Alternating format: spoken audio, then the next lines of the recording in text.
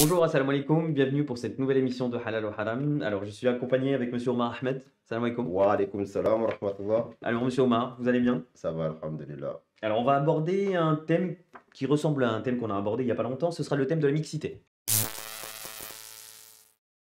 D'accord. Alors, déjà, comme d'habitude, première question, est-ce que vous pouvez nous définir la mixité, justement? La mixité, c'est le contraire de la séparation. Et là, on parle, je pense, des hommes et des femmes. Exactement. Donc, la mixité, c'est lorsque hommes et femmes peuvent interagir librement, sans aucune contrainte quelconque en termes de relations. Alors, justement, enchaînons tout de suite. Après, juste, que dit l'islam, justement, sur la mixité? Euh, L'islam est une religion qui va plutôt prévenir que guérir. Et de même que on reconnaît dans l'alcool des bienfaits, mais on dit que l'alcool est interdit parce que les bienfaits qu'il procure, Oui, eh bien, sont mineurs par rapport aux effets nocifs qu'il génère. Et pareillement dans la mixité, quand on parle de mixité, on parle, et c'est la question qui vient le plus souvent, c'est l'amitié homme-femme. Et l'amitié homme-femme est quelque chose qui est possible dans les faits. Il y a des gens qui arrivent à être amis avec des femmes et que ça se passe bien et que ça reste uniquement platonique. Mais les statistiques démontrent que dans la grande majorité des cas, il y a toujours une des deux personnes qui est lésée. Il y en a une qui peut penser seulement à sa compagne ou son amie, plus précisément, comme une sœur, alors que l'ami en question ne pense pas à elle comme d'une sœur, mais comme potentiellement sa future compagne.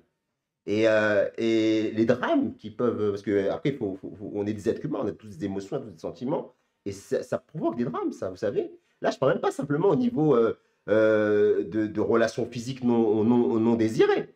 Ça peut aller jusqu'à des viols, c'est vrai, effectivement. Mais sans aller jusque-là, il y a d'autres drames qui sont possibles. Vous savez pourquoi?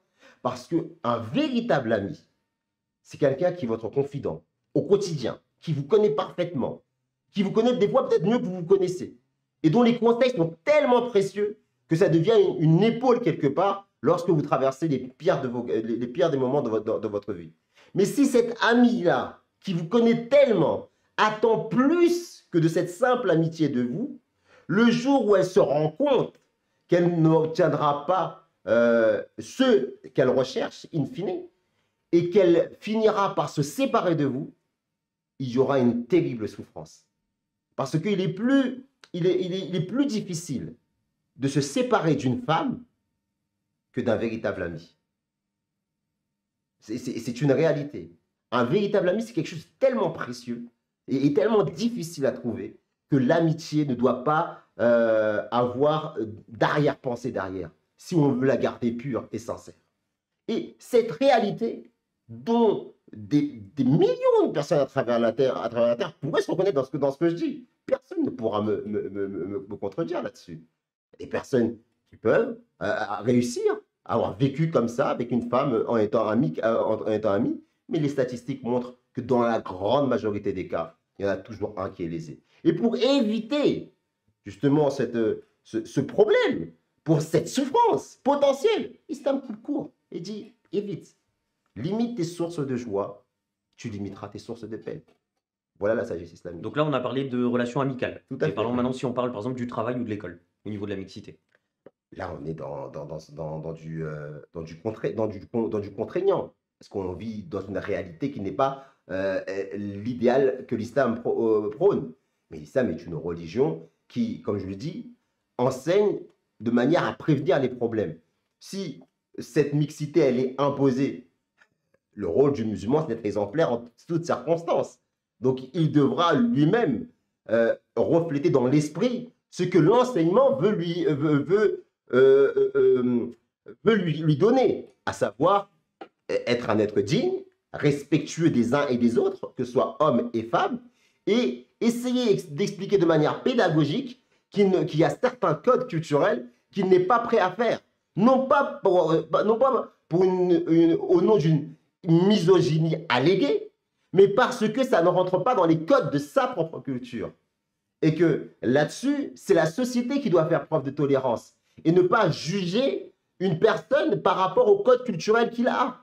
C'est pas parce qu'une personne ne va pas faire la bise ou ne va pas se serrer la main que d'emblée, il faut le taxer de misogyne. Si cette même personne vous fait la révérence, si cette même personne est de bons conseils dans le cadre de son travail, qu'il est exemplaire, qu'il est toujours prêt à aider, que ce soit homme ou femme, son collègue de travail, et qu'au quotidien, il a une attitude irréprochable, pourquoi vous le jugerez simplement sur des choses qui sont accessoires et qui sont liées à sa propre culture ou religion?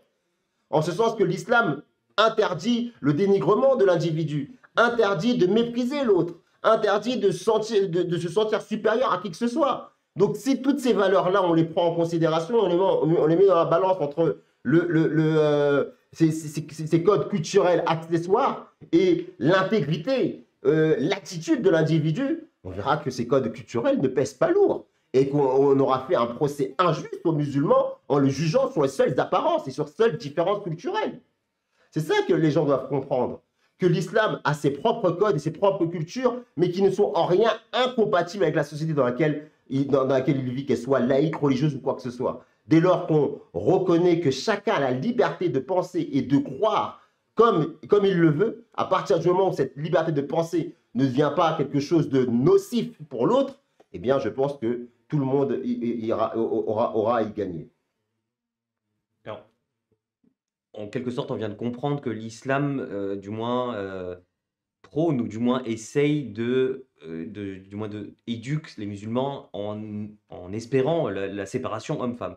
Alors imaginons donc au jour d'aujourd'hui, on vit dans un pays laïque comme la France. Alors comment ferait une femme musulmane et un homme musulman pour se rencontrer? Eh bien, dans l'islam, ce sont les familles qui vont s'occuper de l'union de leurs enfants. Ce sont les familles qui sont les mieux à même de savoir qui sera le mieux pour leur fille ou pour leur fils. C'est traditionnellement comme ça que c'est toujours passé dans l'islam. Et quand on regarde l'exemple islamique et qu'on le compare avec cet idéal moderne, on se rend compte que des hommes et des femmes qui ont été mariés selon cette tradition, sans que forcément l'homme et la femme n'aient pu interagir avant de se connaître, ont pu vivre 40 années ensemble, 50 années, vers 70 ans ensemble, et on fait des enfants qui sont prospères, qui travaillent, qui ont une vie épanouie, qui eux-mêmes sont mariés à leur tour, qui eux-mêmes ont eu des enfants, et qui a une reproduction comme ça à l'identique. Alors que d'un autre côté, vous avez ce modèle moderne qu'on nous vend, et vous avez souvent des unions qui finissent par une séparation, avec une femme qui est avec son enfant, qui doit l'élever seule, et l'homme qui part, qui n'assume pas ses responsabilités. C'est une réalité. Donc si on prend les deux modèles, eh bien, il faut les comparer et voir quels sont les résultats qui sont fournis. Et quand on regarde les résultats, ben, on se rend compte que l'exemple islamique, qui en apparence a l'air sorti un peu de la tête de gens barbares, et finalement, on reconnaît, comme on dit, un arbre à ses fruits. Hein. Alors, on va se mettre dans le cas voilà, de notre pays où la mixité est imposée. Alors, quels seraient les conseils que vous donneriez justement aux jeunes musulmans ou aux musulmans par rapport à justement à cette mixité imposée? Quel comportement devrait-il avoir? D'avoir le comportement du Saint-Prophète Mohammed sallallahu alayhi wa sallam. Garder la bonne humeur, toujours le sourire, ne pas se braquer, être pédagogue, toujours aller de l'avant, communiquer, dire les choses, être franc et expliquer le pourquoi du comment. Pourquoi pas la bise? Pourquoi ne pas serrer les mains? Quelle est la sagesse derrière? Quelle est la philosophie derrière? Que l'islam est une religion qui est la première à avoir défendu les droits de la femme. Ça doit être l'occasion pour nos sœurs et nos frères de transmettre le message de l'islam. Parce que là, on vous demande, c'est l'occasion d'expliquer sa religion, d'être patient, de prier Dieu et de ne pas transiger sur les principes. Mais si on est dans une situation où on ne peut pas faire autrement, eh bien, de garder l'attitude islamique et de montrer à quel point l'islam vous épanouit, vous rend heureux ou heureuse. Et même si les gens qui sont en face de vous ne le comprennent pas, tant qu'ils ne le comprennent pas, patientez, priez Dieu pour qu'il vous trouve une solution, un environnement où vous pourrez librement pratiquer votre culte. Mais jamais agir de manière rebelle. Jamais agir de manière rebelle. Ne jamais s'énerver. Ne jamais se mettre en colère. Et toujours répondre au mal par le bien. et pardonnez à ceux qui vous offensent, parce qu'en vérité, ils ne savent pas. Et le saint prophète Mohammed en pleine guerre, c'est comme ça qu'il disait, c'est comme ça qu'il réagissait. Si le saint prophète vis-à-vis de ceux qui voulaient le tuer physiquement, demandait à Dieu de pardonner, qui nous sommes nous aujourd'hui pour être remplis de colère et de rancune et d'amertume? On ne fera que se faire du mal à soi-même et se faire du mal et faire du mal à l'islam.